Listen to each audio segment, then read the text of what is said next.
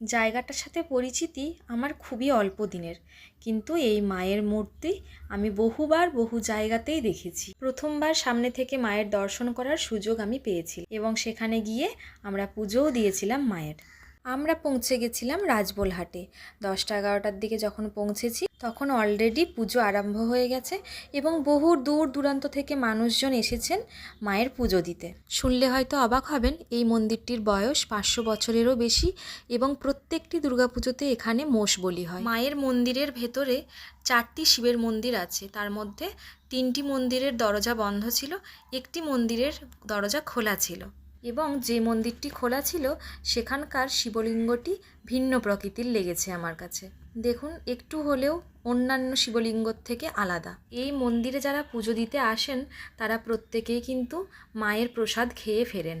নিত্যদিন এখানে ভাতভোগ হয়ে থাকে। স্বল্প মূল্যে এখানে টিকিট পাওয়া যায়, টিকিট কেটে তবেই কিন্তু আপনি এই প্রসাদ গ্রহণ করতে পারবেন। মন্দির চত্বরটা বেশ বড় এবং মন্দির সংলগ্ন একটি পুকুরও ছিল। অনেকে এখানে স্নান করে তারপর মায়ের পুজো দিতে যাচ্ছিলেন। মন্দির চত্বরের চারিপাশে বহু গাছ সুন্দর সুন্দর করে লাগানো এবং এই পুকুর ঘাটগুলিও কি সুন্দর করে বাঁধানো ছিল যাতে কারো না কোনো অসুবিধা হয়।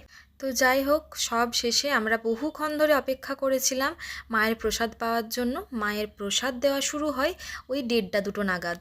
আমাদের মতন বহু ভক্ত ওখানে ছিলেন উপস্থিত, যারাও অপেক্ষা করছিলেন প্রসাদের জন্য। সময় ও সুযোগ করে আপনারাও একবার রাজবোলহাটে আসুন, রাজবল্লভী মায়ের দর্শন করে যান। আশা করছি সবার ভালো লাগবে।